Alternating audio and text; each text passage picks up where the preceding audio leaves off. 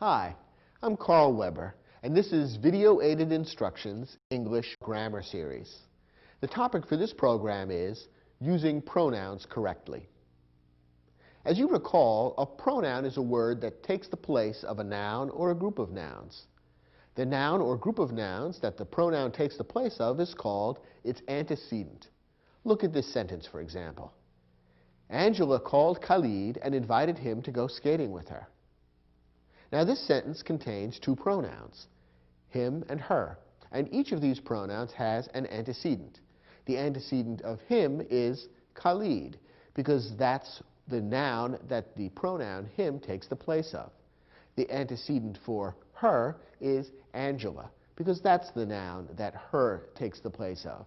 Notice that those nouns could be substituted for the pronouns and the sentence would still mean the same thing. Angela called Khalid and invited Khalid to go skating with Angela. The sentence would mean the same thing, but it sounds rather awkward and repetitious, which is why we use pronouns instead. But a pronoun and its antecedent should always match. There are many different kinds of pronouns. He, him, she, her, it, we, some, any, who, which, someone. All of these words are pronouns of different kinds. Now, using pronouns can be tricky. In this program, we'll review some of the rules for using pronouns. We'll also look at examples of the kinds of errors people often make when using pronouns, and we'll show you how to avoid making those same mistakes.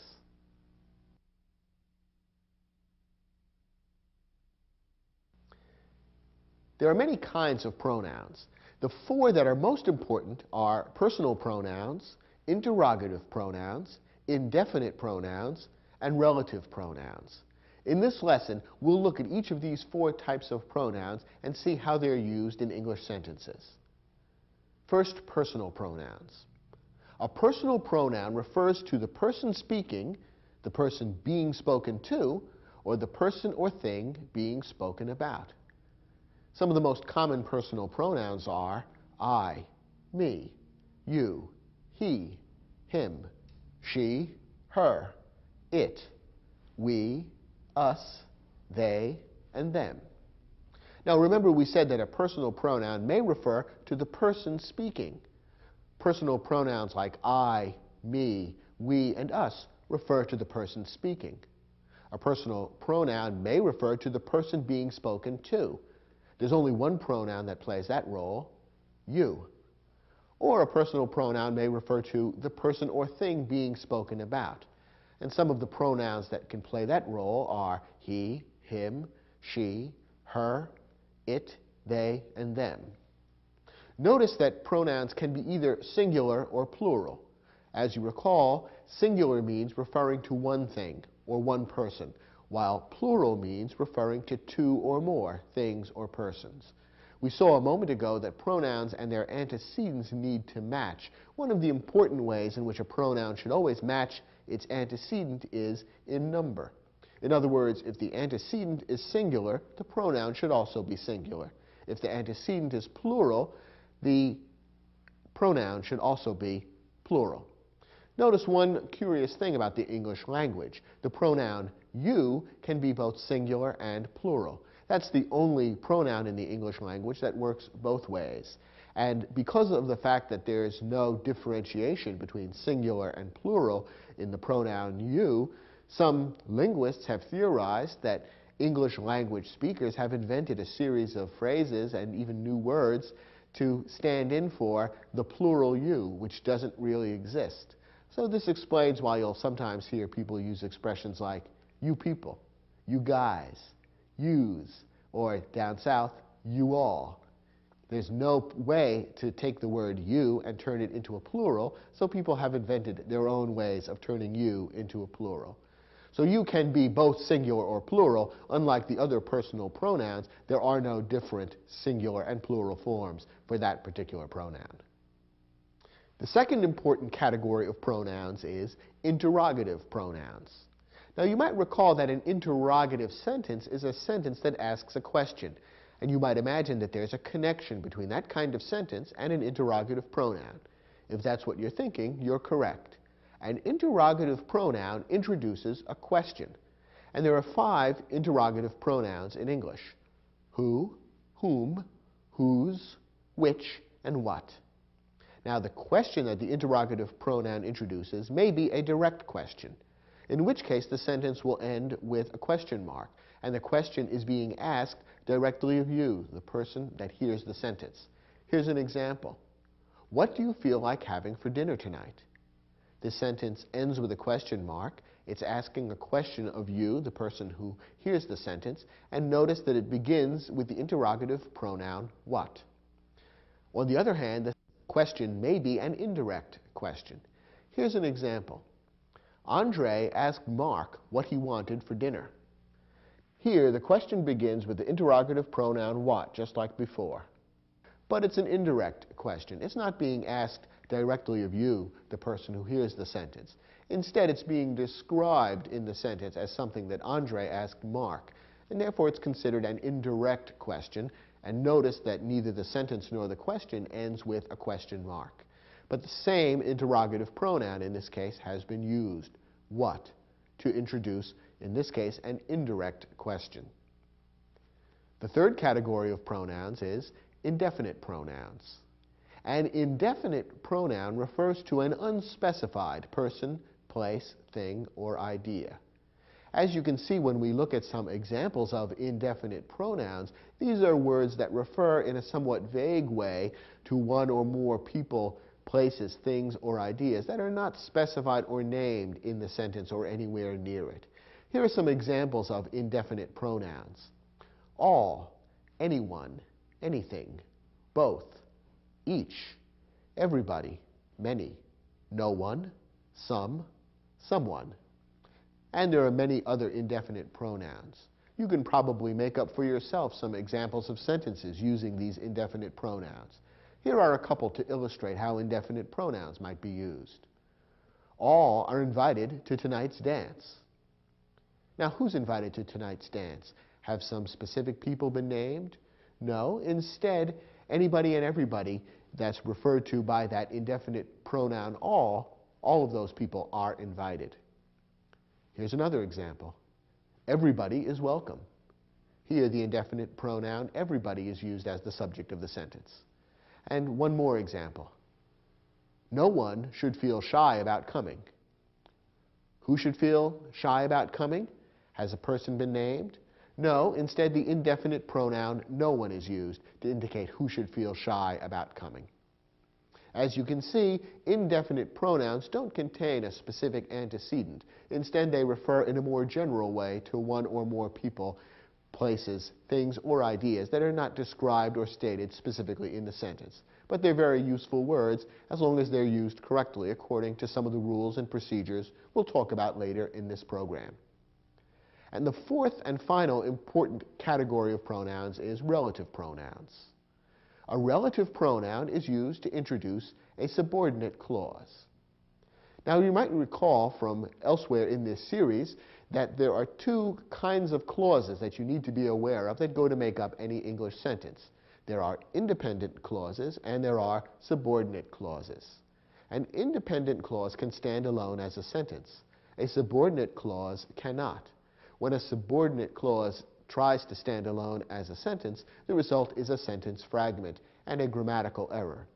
Instead, subordinate clauses are attached to independent clauses, and the resulting combination is a correct English sentence, known as a complex sentence. A relative pronoun is used to introduce a subordinate clause. There are just 5 relative pronouns in English: who, whom, whose, which, and that. You'll notice that some of the pronouns in this list also appeared in the list of interrogative pronouns, and there is some overlap. There are certain pronouns that can be used as either interrogative pronouns or relative pronouns. It all depends on how they're used in the sentence.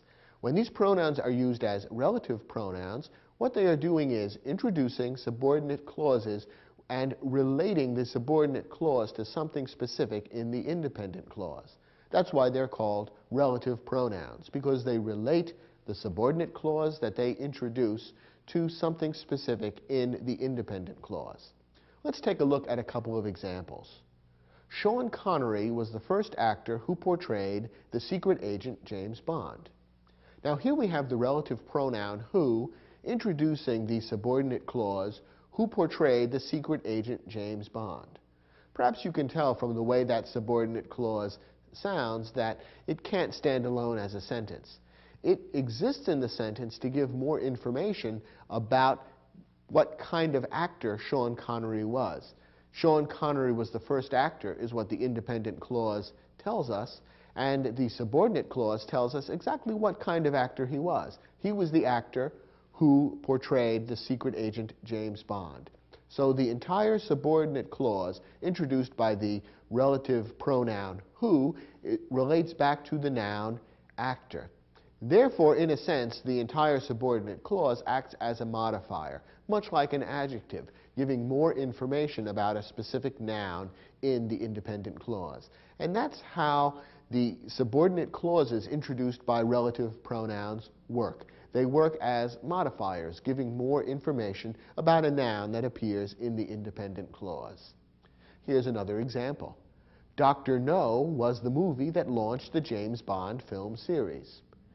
In this sentence, we have an independent clause, Dr. No was the movie, followed by the subordinate clause that launched the James Bond film series. The subordinate clause is introduced by the relative pronoun that, and the entire clause serves to modify or give more information about the noun movie. Dr. No was the movie. What kind of movie? The movie that launched the James Bond film series. So once again, we have a subordinate clause which is related to a specific noun that appears in the independent clause. The entire clause is a kind of a modifier, giving more information about that noun. So when you have a relative pronoun in a sentence, it is introducing a subordinate clause which acts as a modifier, giving more information about a noun that appears in the independent clause. So we've seen then that there are four kinds of pronouns that are commonly used in English sentences: personal pronouns, interrogative pronouns, indefinite pronouns, and relative pronouns. In the remainder of this program, we'll talk about some of the basic rules for using these kinds of pronouns correctly in English sentences. First, turn to your study guide. We've provided there an exercise that will enable you to test and practice your understanding of these four different categories of pronouns. Try your hand at the questions, and when you're finished, come back and we'll look at the questions together.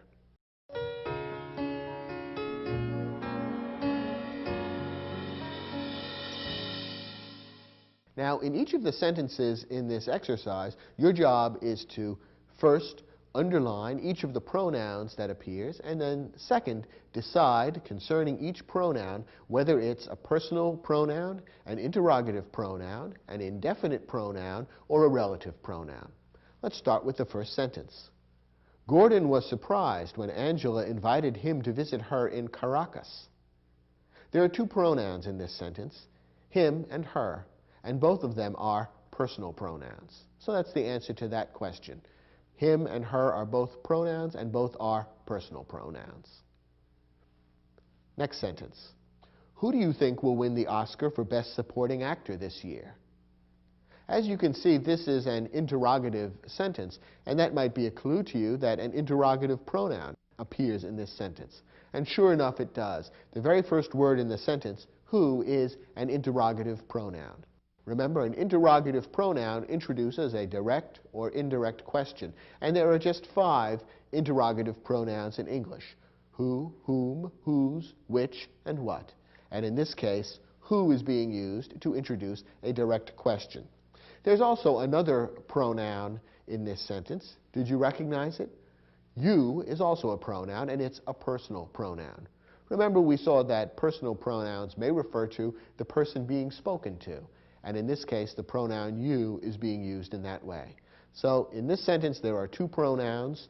Who is an interrogative pronoun, and you is a personal pronoun. Let's look at the next sentence. If Luis wants to finish painting the garage by tomorrow, he will have to convince someone to help him. How many pronouns did you notice in this sentence? There are 3 altogether: he, someone, and him. All 3 appear in the second half of the sentence.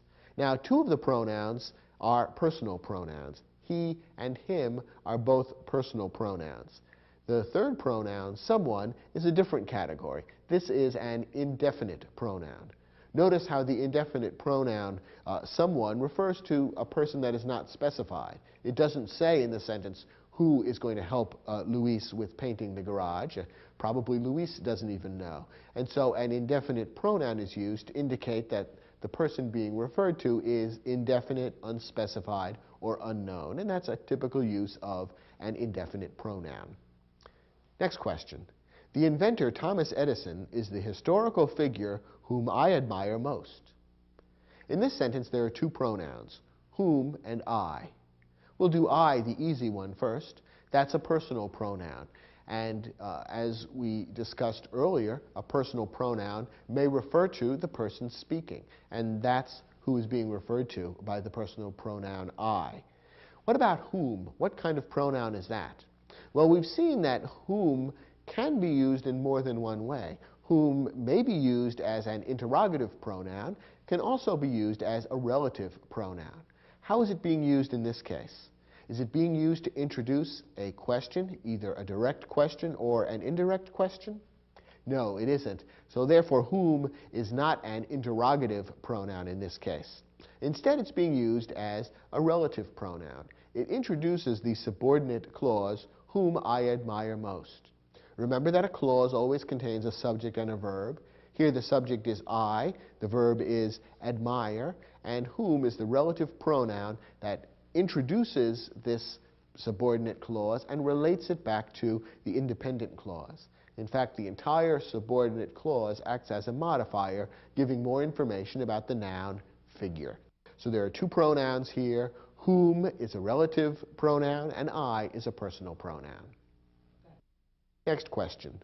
Joanne's grandmother asked her what she wanted to do that evening. In this sentence, there are three pronouns, her, what, and she. Two of the pronouns are personal pronouns, her and she. The third pronoun, what, is an interrogative pronoun.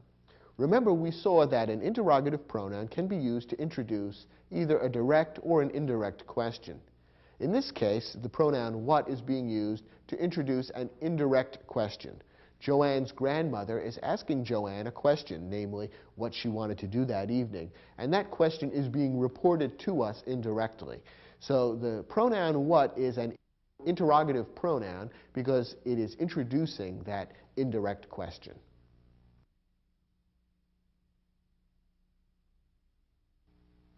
In this lesson, we're going to talk about one of the more tricky aspects of using pronouns correctly, namely pronoun case. Personal pronouns always take one of three different cases. Each case reflects a different way that the pronoun can be used in a sentence. And as we'll see, depending on which case is correct in a particular sentence, the actual form of the pronoun may change. The three cases are the subjective case, the objective case, and the possessive case. Let's take a moment to look at each of these cases and explain exactly how and when they should be used in an English sentence. First, the subjective case. The subjective case is used when the pronoun is a subject or a subject complement. As you recall, the most important word in any sentence is the verb. Now, the subject of the verb is the person, place, thing, or idea that does the action of the verb. Now, when a pronoun is the subject of the verb, it should always be in the subjective case. A pronoun should also be in the subjective case when it serves as a subject complement. Now, you might recall that there are two main types of verbs, verbs of action and verbs of being. When a verb of being appears in a sentence, it is sometimes followed by a subject complement. A subject complement is a noun or pronoun that refers back to the subject of the verb and gives more information about the subject of the verb. When a pronoun is used in that way as a subject complement, it should also be in the subjective case. Now, we've mentioned before a number of the typical personal pronouns that are used. The subjective case personal pronouns are as follows: I, you, he, she, it, we, and they. All of these pronouns are personal pronouns, and all are in the subjective case.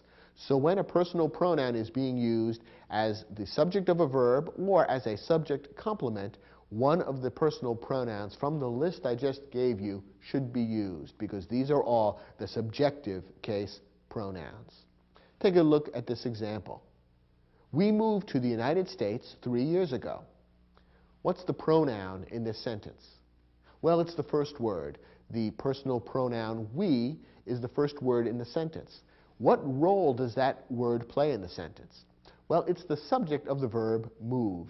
The verb moved describes the action being discussed in the sentence, and we is the subject. That's the person or persons who are doing the action. Since we is the subject of the verb moved, the subjective case pronoun we is correct. Here's another example. The fastest runner on the track team is she. Now here the pronoun is the last word in the sentence, she. Again, it's a personal pronoun in the subjective case. Why? In this case, the pronoun she is acting as a subject complement. The sentence contains a verb which expresses not action, but a state of being, namely the verb is. It's explaining a state of being, and the word she acts as a subject complement because it refers back to the subject of the verb, runner. Who is the fastest runner? She. So the subject complement she gives more information about that subject, runner. It tells who the runner is, she. So following the verb of being, we have in this case a subject complement, which happens to be a pronoun. And because the pronoun is playing the role of subject complement, it needs to be in the subjective case. So again, the subjective case pronoun she has been used correctly in this sentence.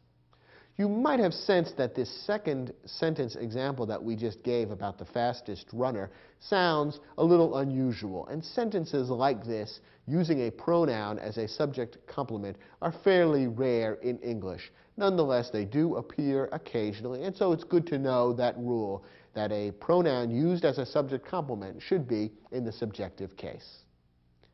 The second pronoun case is the objective case.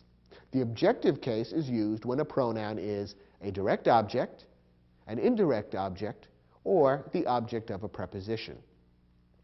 Now you'll recall that in a sentence, a direct object receives the action of the verb. Not all verbs have direct objects. Only certain types of verbs, known as transitive verbs, may have direct objects.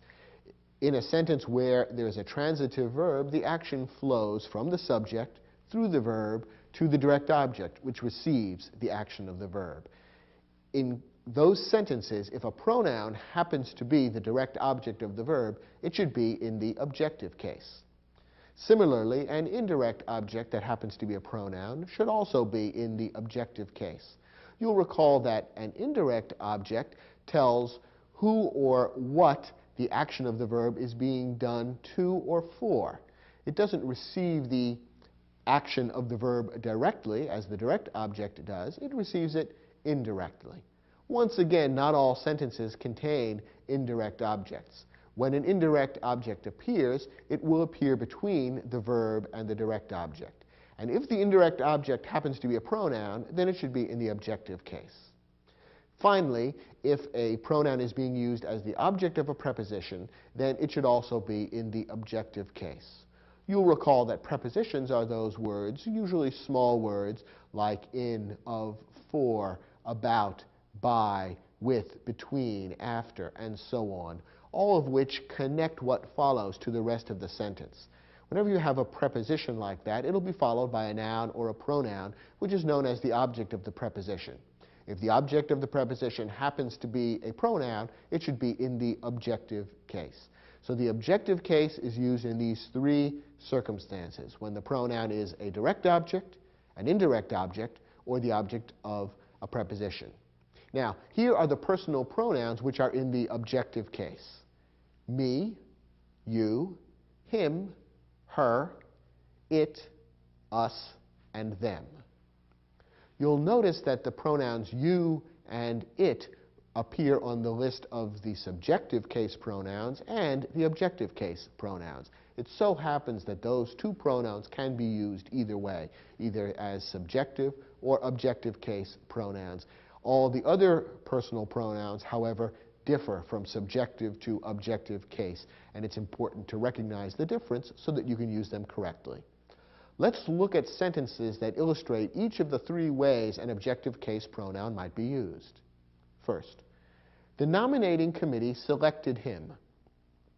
It's usually good to analyze a sentence by finding the verb first. What's the verb here? Selected. Who or what did the selecting? The committee, the nominating committee specifically. So that's the subject of the verb selected. Now what about the pronoun him? What role does that word play in the sentence?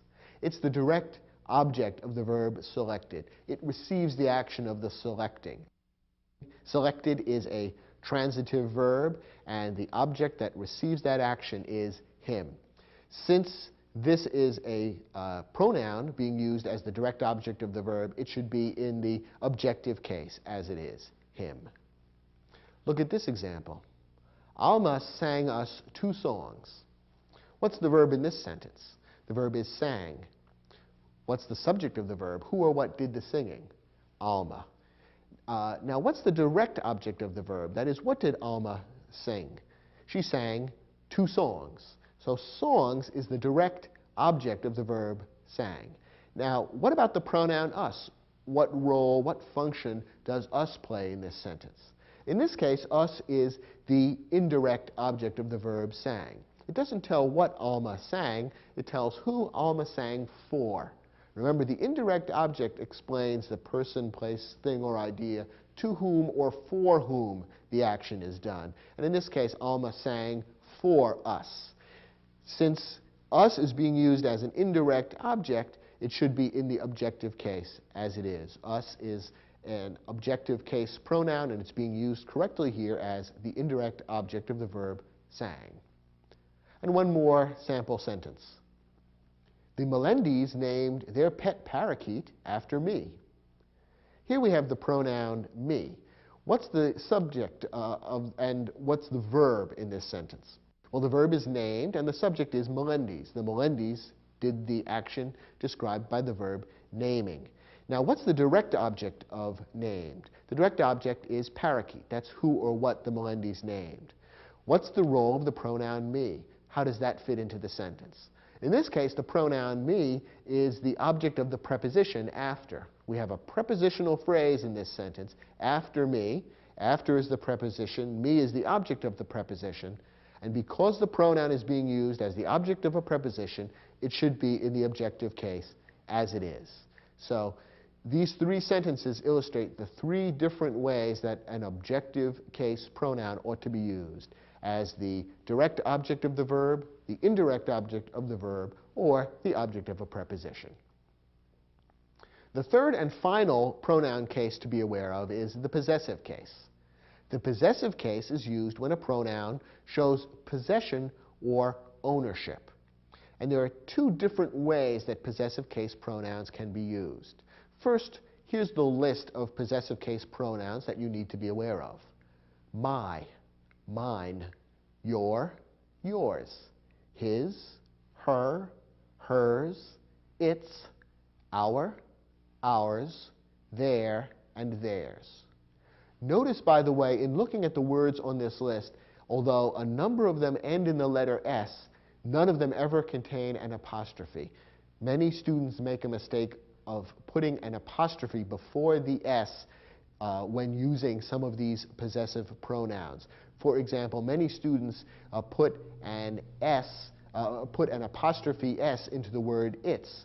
They're confusing it with the contraction its, which means it is.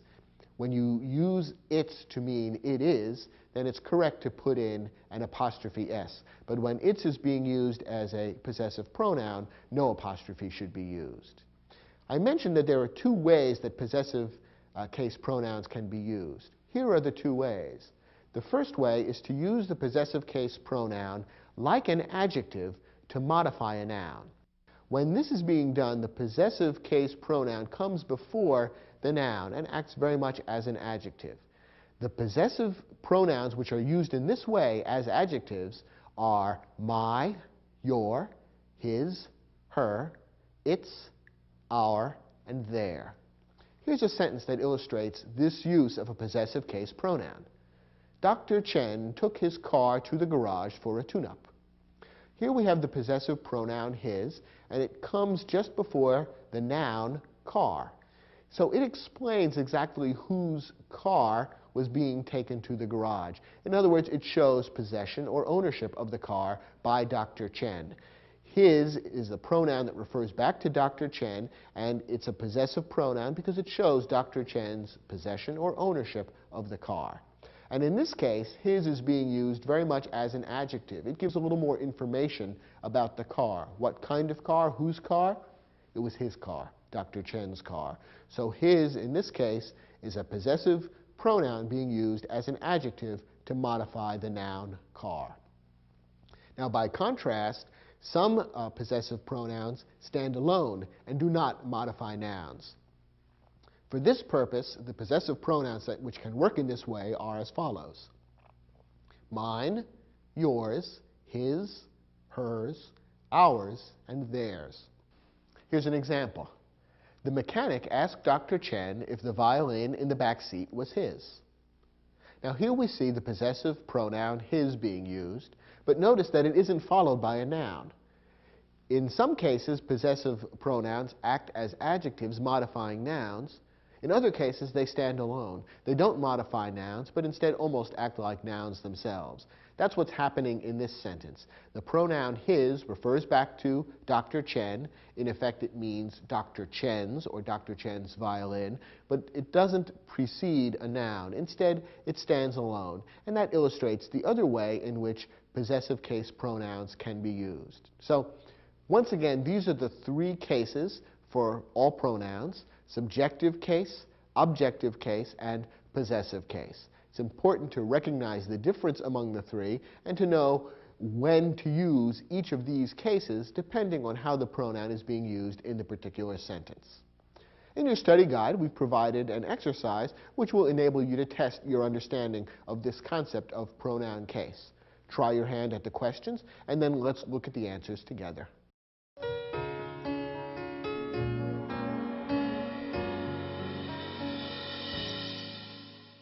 Now, in these sentences, one or more personal pronouns have been omitted, and your job is to choose from among the alternatives which is the correct personal pronoun to insert to complete the sentence correctly. Of course, in order to answer that, you'll need to understand how the pronoun is being used in the sentence, whether it's being used in a way that calls for a subjective case pronoun, an objective case pronoun, or a possessive case pronoun. Let's take a look at the first example.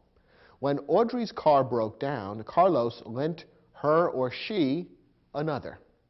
Now, the personal pronoun in this case is being used in what fashion? What role is it playing in the sentence? Is it the subject of the verb, for example? No, Carlos is the subject of the verb lent. Instead, the personal pronoun that's missing here is an indirect object. Carlos lent what? He lent another, meaning another car. So another is the direct object of the verb lent. The pronoun that would come in between the verb and the direct object would be serving as an indirect object. It would tell to whom Carlos lent another, meaning another car. And remember that a word that's inserted in that place in the sentence and tells to whom or for whom the action of the verb is being done would be an indirect object. Well, a pronoun that's being used as an indirect object should be in the objective case. And as we've seen, her is the objective case pronoun to refer to a female, a single female individual.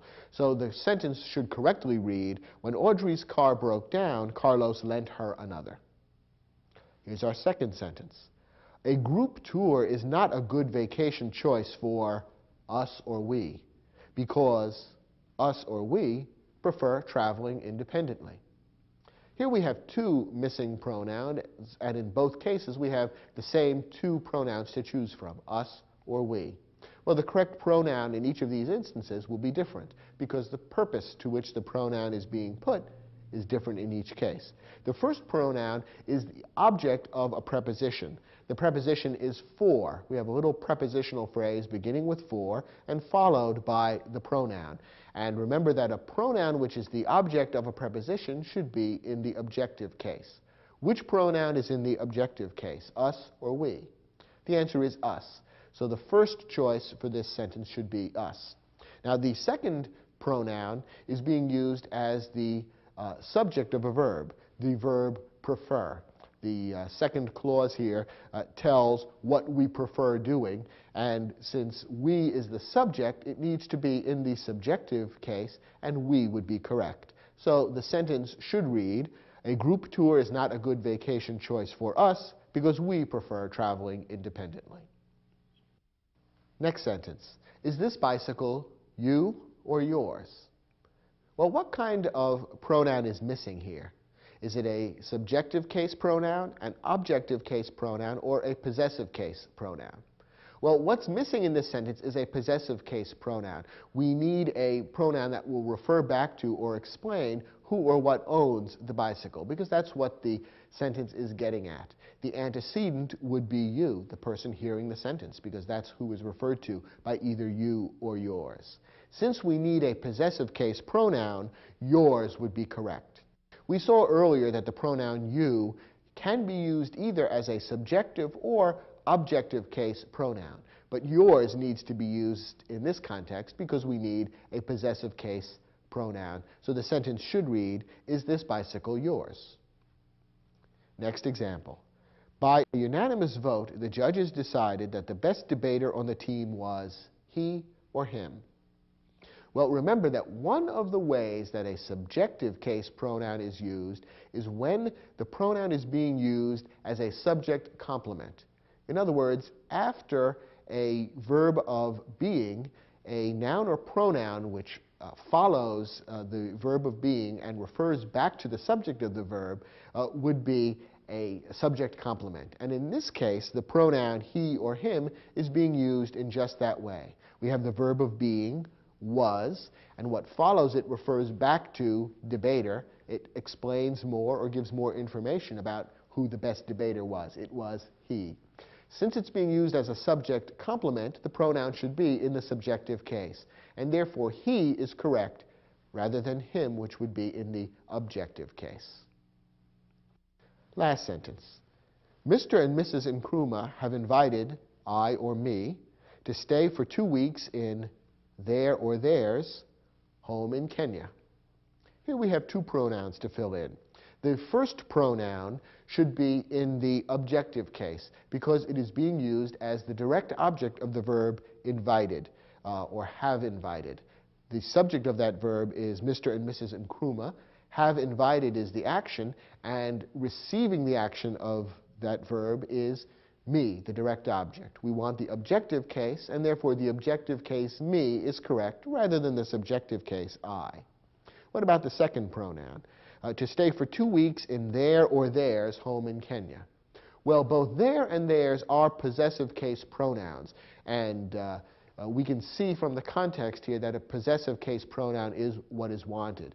We want the possessive case pronoun which can work as an adjective modifying the noun home, because we see the noun home follows the pronoun, and therefore we want the pronoun to describe or define the ownership or possession of that noun. And the correct pronoun to serve as an adjective in the possessive case would be their, without the letter S at the end. So the correct sentence would finally read, Mr. and Mrs. Nkrumah have invited me to stay for 2 weeks in their home in Kenya. Theirs would be a correct choice if we were choosing a possessive pronoun to stand alone without having a noun following it. That's not the case here, which is why we want to use their rather than theirs.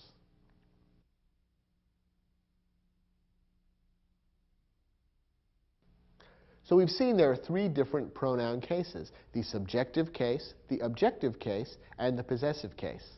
Choosing the right pronoun case to use is usually not too hard, but there are a few instances in which pronoun case can be a little tricky. Let's look at those now. First, many people find it tricky to remember how to use the pronouns who and whom. I'm going to give you a simple rule which should enable you to avoid any errors in using who and whom. First of all, remember that both who and whom can be used in more than one way. Both of these can be used as interrogative pronouns as well as relative pronouns. Having said that, the same rule applies in either case. Here's the rule. Who is in the subjective case and must be used as the subject of a verb. Whom is in the objective case and must be used as the direct object of a verb or as the object of a preposition. So here's the way to apply that rule to avoid mistakes in using who or whom. Whenever you see a clause that includes who or whom, find the verb and ask who or what is the subject of this verb. The answer to that question will tell you whether who or whom should be used correctly. Let's look at a couple of examples. First, let's look at a couple of examples using who or whom in the interrogative form, that is, to introduce a question. Who or whom is your favorite athlete? Question mark. Okay, here's the pronoun being used as an interrogative pronoun. Should it be who or whom? Well, let's find the verb. The verb is. Now, what's the subject of the verb is? Is it athlete? Is the sentence saying athlete is? No, not really. The subject of the verb is the pronoun, who or whom. Therefore, since who is being used as the subject of the verb, that's the correct form. The subjective form, who, would be correct, not the objective form, whom. What about this sentence? Who or whom did you invite to the party? Once again, who or whom is being used as an interrogative pronoun. Now, what's the verb in this clause? The verb is invite. And who or what is the subject of invite? That is, who is doing the inviting? Well, the answer is you. You are the one doing the inviting. Therefore, who or whom can't be used as the subject of the verb. Instead, it's the object of the verb. It's the one being invited. It's the one receiving the action of the invitation. You is the subject of the verb invite, and the object of the verb is who or whom. Since the pronoun is the object of the verb, whom is correct rather than who.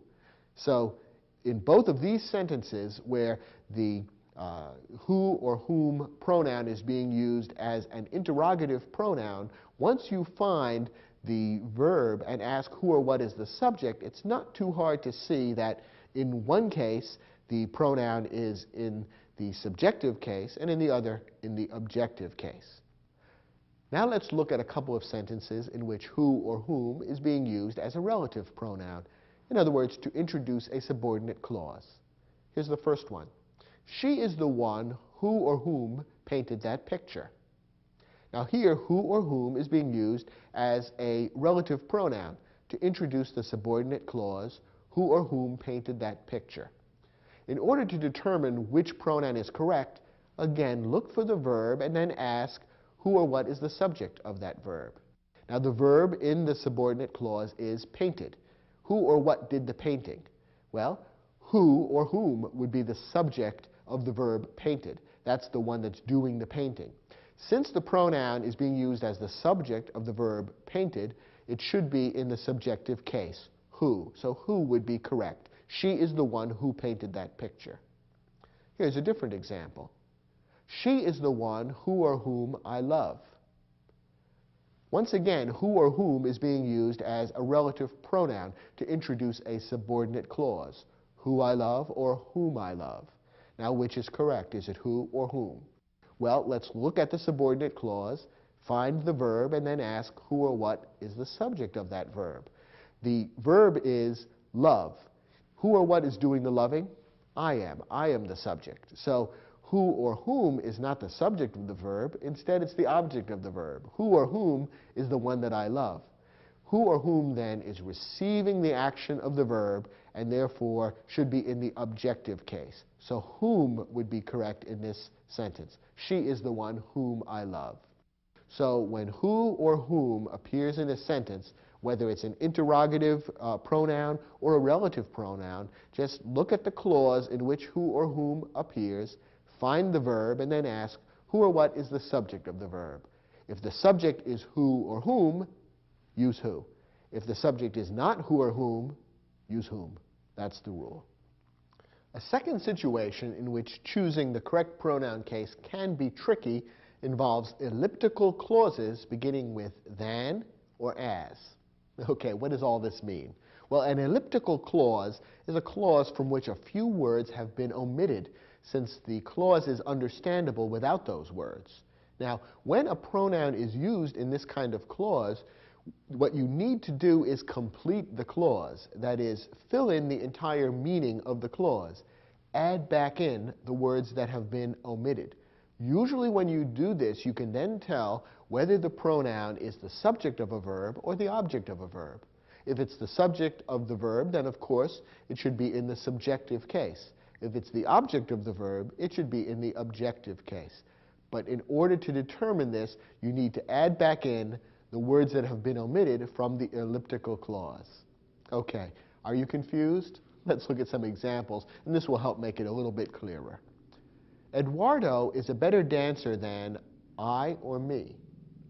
Okay, we have the word than, which is one of the telltale signs that we're dealing with an elliptical clause, a clause from which some words have been omitted. Remember, these will begin with than or as. Now, in this case, if we were to fill in the missing words or the missing ideas, what would those last few words of the sentence say?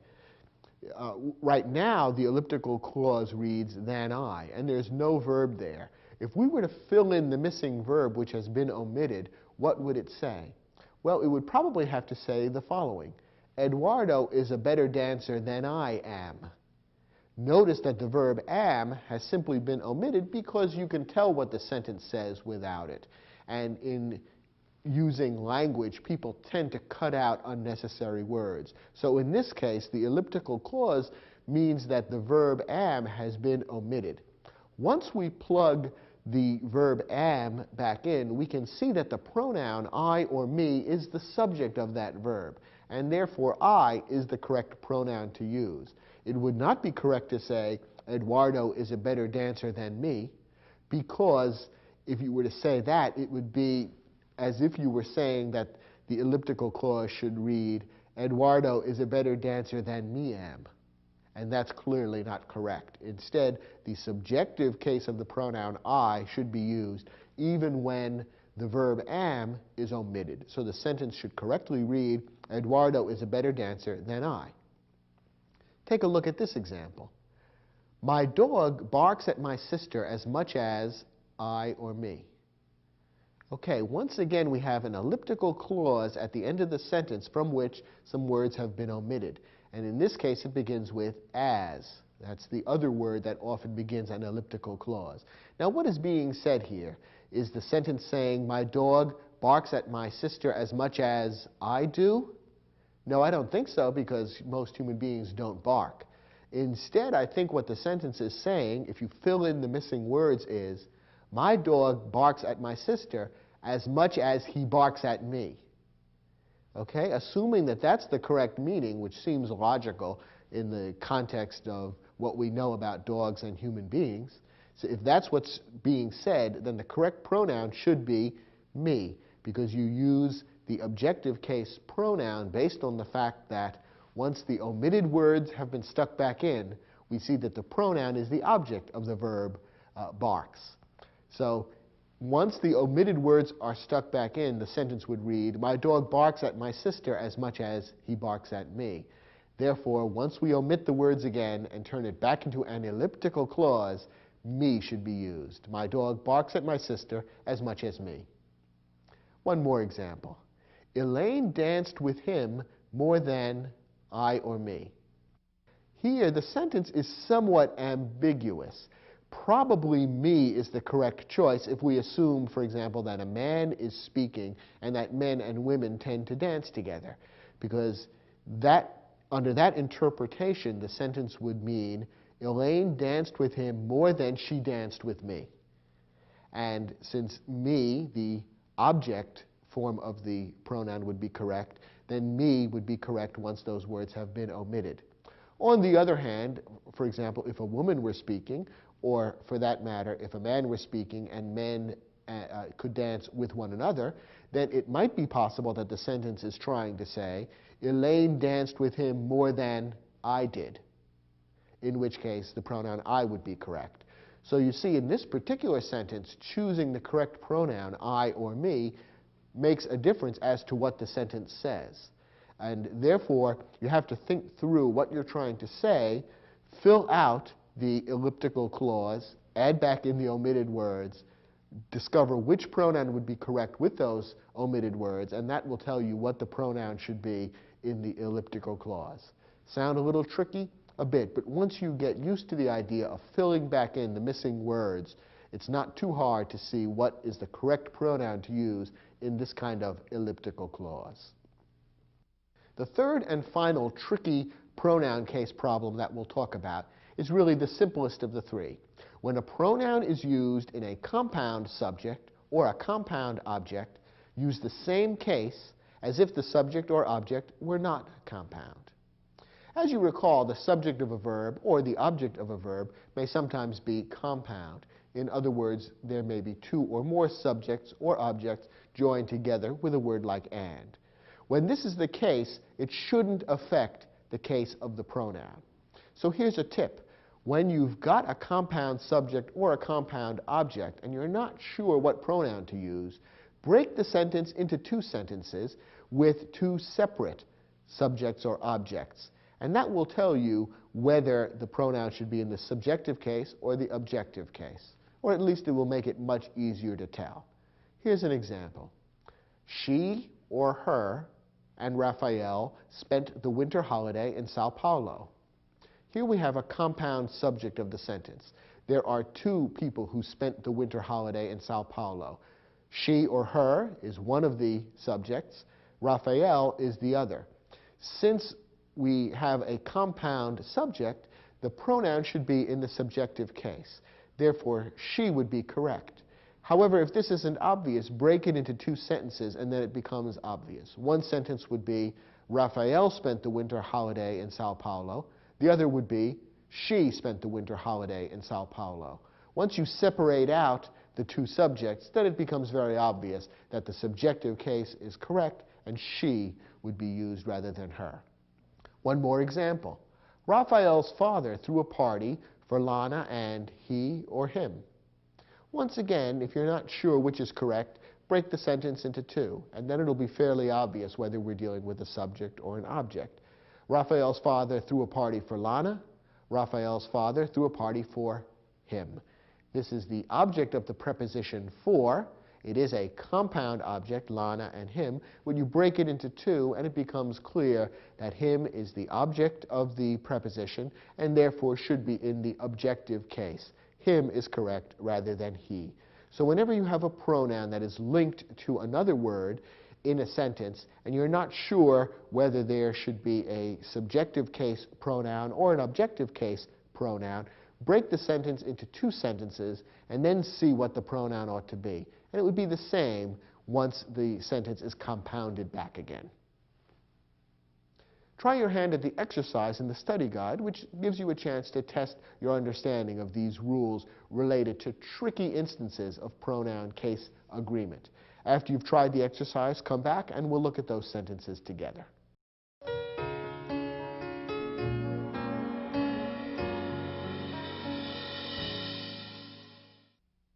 In the sentences in this exercise, some pronouns have been omitted. Your job is to figure out which is the correct pronoun to insert from the choices that we've offered. And I think you'll find that the rules that we discussed in this lesson should enable you to do that in each case. Let's look at the first example. No one in my town knows as much about local history as I or me. Here we have an elliptical clause beginning with as at the end of the sentence. And in order to figure out whether the correct pronoun is the subjective case I or the objective case me, we need to fill in the missing word. What is the sentence really saying if we were to add in any missing word or words? Well, I think what the sentence is saying is, no one in my town knows as much about local history as I do. Therefore, once we insert the missing word, we can see that the verb do has as its subject the pronoun I.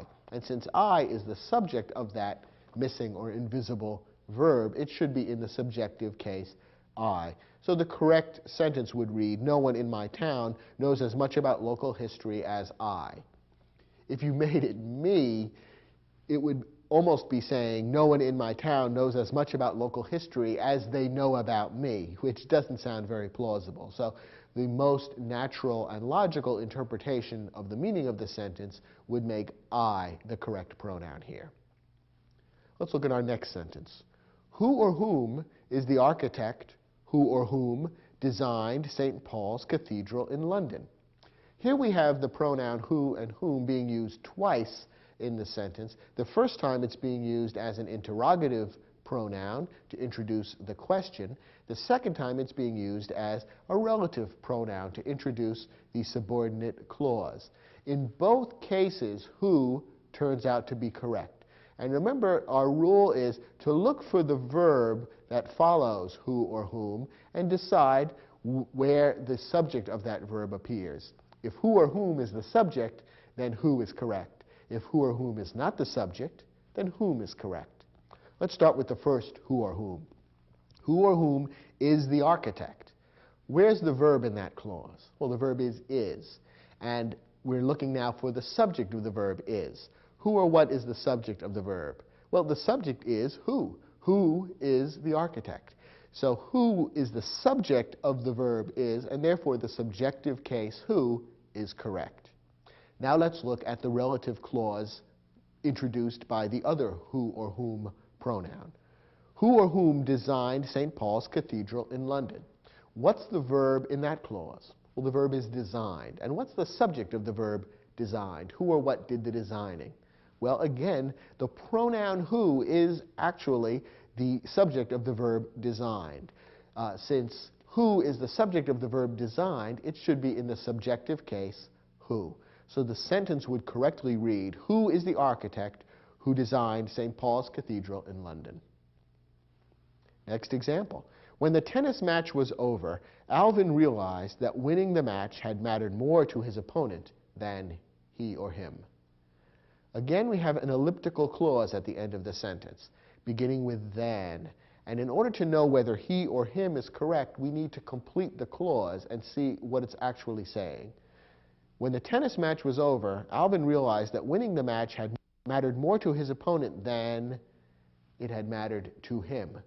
That's what the sentence is really saying, that his opponent cared more about winning the match than Alvin did. So winning the match had mattered more to his opponent than it had to him. Once we fill in the blanks and complete the meaning of the clause, we can see that the pronoun him is actually the object of the preposition. It's not the subject of the verb. Since it's the object of a preposition to him, then the objective case him would be correct. And so we fill in the missing words in the elliptical clause, we see what the meaning is, and that tells us whether the object or subjective case pronoun is correct. And in this case, him is the correct pronoun. Our next sentence gives us another who-whom question. Helen of Troy was the famous beauty over who or whom the Greeks and the Trojans fought. Here we have who and whom being used as a relative pronoun to introduce the subordinate clause. Now let's look at that clause. Who or whom the Greeks and the Trojans fought, or over whom the Greeks and the Trojans fought. Now within that subordinate clause, what's the verb? The verb is fought. Now let's look for the subject of the verb fought. Who did the fighting? The Greeks and the Trojans. They're the ones who did the fighting. They are the subject of fought. So what is the role of who-whom? Who-whom is the object of the preposition over. They fought over who or whom. Therefore, whom is not the subject of the verb, rather it's the object of the preposition over. And for that reason, the objective case, whom, is correct. We looked for the verb, and then we asked, is who or whom the subject of the verb? And the answer is no. The Greeks and the Trojans are the subject of the verb. Since who or whom is not the subject of the verb, instead it's the object of the preposition, and therefore whom is correct. So this sentence should read, Helen of Troy was the famous beauty over whom the Greeks and the Trojans fought. One more sentence. The two couples, whom, will be sharing the bungalow by the lake are the Savios and us or we. Once again, we have who or whom to contend with, and once again, who or whom is playing the role of a relative clause. Let's look at the clause. Who or whom will be sharing the bungalow by the lake? Now, we're looking for the verb in that clause. What's the verb? Well, the verb is will be sharing. Now, what's the subject of the verb will be sharing? Who or what is doing the sharing? Well, the answer is who. The pronoun who is the subject of the verb will be sharing, and therefore the subjective case who is correct. So the two couples who will be sharing the bungalow would be correct. Now, what about the pronoun at the very end of the sentence, us versus we? Well, the two couples are the Savios and us or we. Well, we have a compound situation here. It's the Savios and us or we, which may complicate this a bit. But remember, what we really need to figure out is whether this is a subject or an object. Now, remember that when you have a verb of being, what follows may be a subject complement. And that's what we have in this case. The verb of being is the verb are. And the sentence as a whole is saying that the two couples, blah, blah, blah, are the Savios and us or we.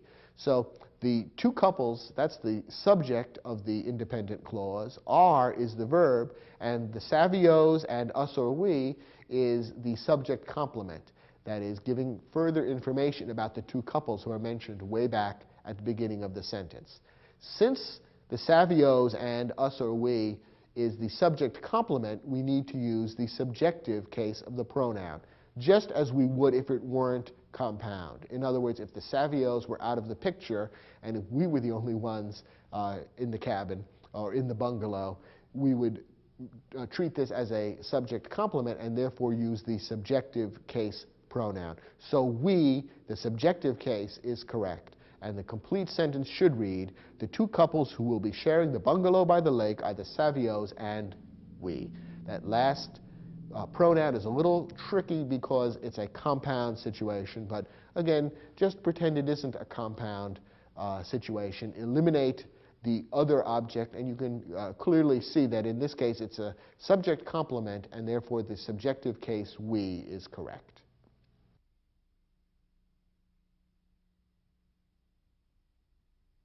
If you found the topics in this particular program a little tricky, all I can say is it could be much worse. As you may know, in some other languages, every noun can take on a number of different forms depending on exactly how it's used in a sentence. And in English, centuries ago, that was also the case. Over the last few centuries, however, English has become greatly simplified, and now just a few words, such as the pronouns, take on these different forms, which we call cases, depending on how they're being used in the sentence. The vast majority of English nouns don't change their form at all, except to become plural or to become possessive. So it could be a lot worse. Please remember that next time you find yourself tripped up by something like an elliptical clause or the who-whom question. And remember that English, after all, isn't the most complicated subject in the world, even though at times it may feel that way. Remember that you can always go back and view portions of this program again if you need a brief refresher.